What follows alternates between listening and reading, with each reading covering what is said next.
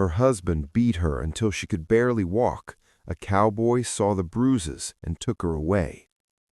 The wind came first, shoving low clouds over Red Willow Junction, Wyoming territory, and making every loose board complain.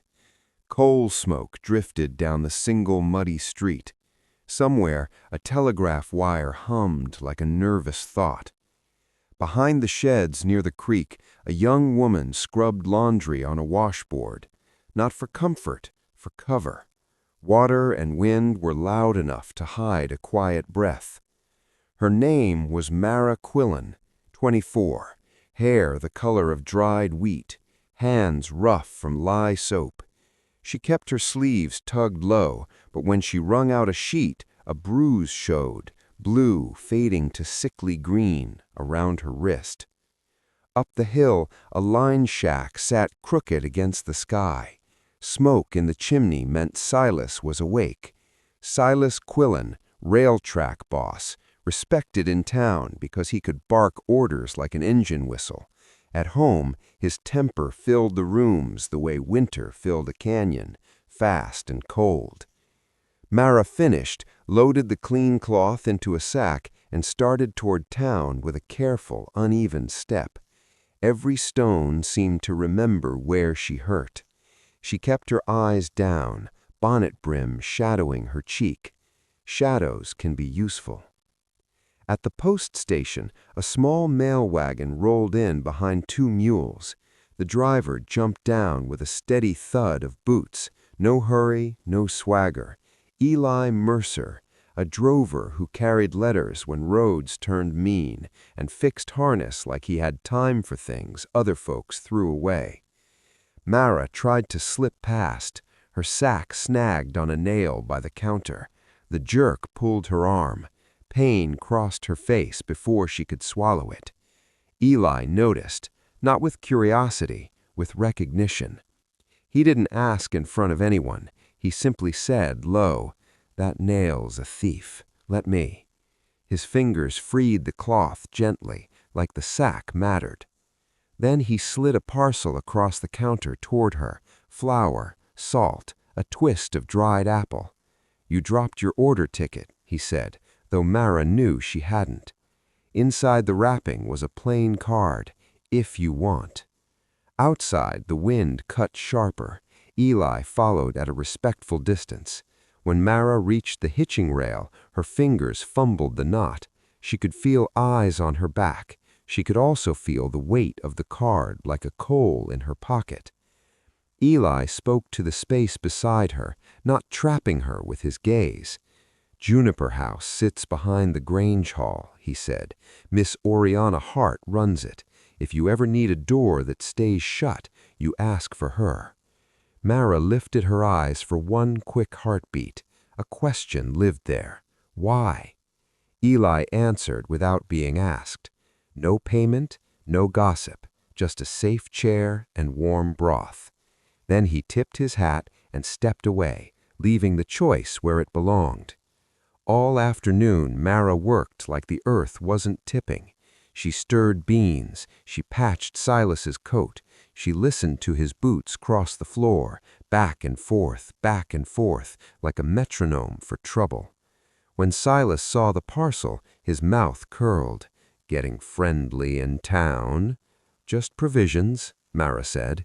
His hand slammed the table. Tin jumped. "You don't get provisions without my say." Snow came at night, sharp flakes that made the world quiet. Silas drank, grew louder, and the shack grew smaller. Mara sat on the bed's edge, counting floorboards the way some folks count prayers. When Silas finally fell into sleep, the silence didn't feel safe. It felt like a trap that breathed. Mara moved, slow, silent, a shawl, a loaf, the little card that said, "If you want." She didn't run. Running makes noise. She walked, one careful step at a time, toward the Grange Hall where a late lamp still glowed. But would Juniper House open its door? And what would Silas do when he found the bed empty? The Grange Hall smelled of wood smoke and boiled fruit. Mara reached the back door, knuckles hovering. For a breath, she almost turned around. Old habits have strong hands. Then the door opened. A woman with silver hair and rolled sleeves looked her over, quick, calm, exact. Oriana Hart stepped aside and said, "Come in before the wind steals your heat." Inside, women sat at a table lined with jars. No one demanded a story. Someone put broth in Mara's hands. Warmth reached her fingers first, then her chest. Eli was there, leaning against the wall like he'd been waiting without wanting credit. He said only, "You made it." Juniper House wasn't fancy. It was a boarding place where widows and working girls watched out for one another. Oriana gave Mara a small room and a quilt stitched from old shirts. "Nobody takes it from you," she said. "Not here." Days steadied. Mara helped in the kitchen, rolling dough, learning to breathe without flinching at every footstep. The bruises faded, the limp eased, and a quiet habit returned.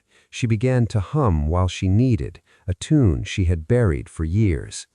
On the fourth morning, the telegraph clicked hard. Eli read the message, jaw tight.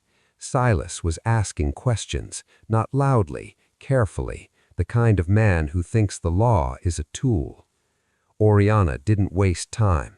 Circuit Judge Halverson rides through next week. We'll ask for a protection order and separation papers. You'll speak, we'll stand. Mara's stomach turned. Speak, where men could hear? Eli kept it simple. "If you want, I'll be in the room, not in your shadow, just there." The judge's day arrived, and so did Silas.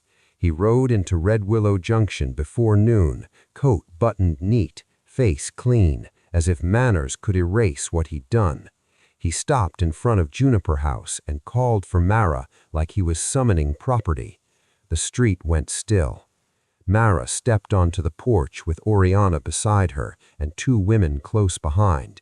Eli stood a few paces back, hands open, not a threat, a witness. Silas smiled thin. "Come home, folks are talking." Mara heard her own voice, steady, plain. "Let them talk. I'm not going." His smile cracked. "You don't get to decide." Oriana answered like a gavel. She already did. Silas started up the steps. Before anyone moved, the town deputy appeared with papers. The judge had arrived early, so did the law. "Mr. Quillen, you've been served," the deputy said. In the Grange Hall, the light was bright and honest. Judge Halverson listened while Mara spoke in simple sentences, dates, injuries, the way Silas controlled money and doors.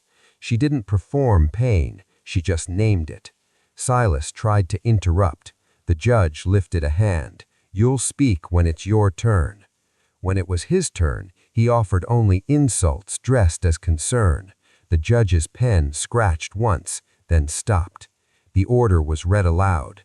Silas was to stay away. Mara's wages were hers. If he returned, the deputy would not ask twice. Outside, Silas leaned close, voice sharp. "You'll regret this." Mara didn't raise hers. "I already regretted staying." He rode out under a sky that looked wider than before. Months later, Mara's bread fed half the street. People greeted her by name without lowering their eyes. Some evenings she sat on the porch and listened to the town settle. Wagon wheels, a distant harmonica, the soft clink of jars cooling in the kitchen. Eli still took his runs and still came back. One night he set a tin of cinnamon on the table like it was gold. He said, "Thought you might like it." Mara smiled, small, earned. "I do." In Red Willow Junction, a new habit took root. When a door needed to stay shut, the whole community learned to stand with their shoulders to it.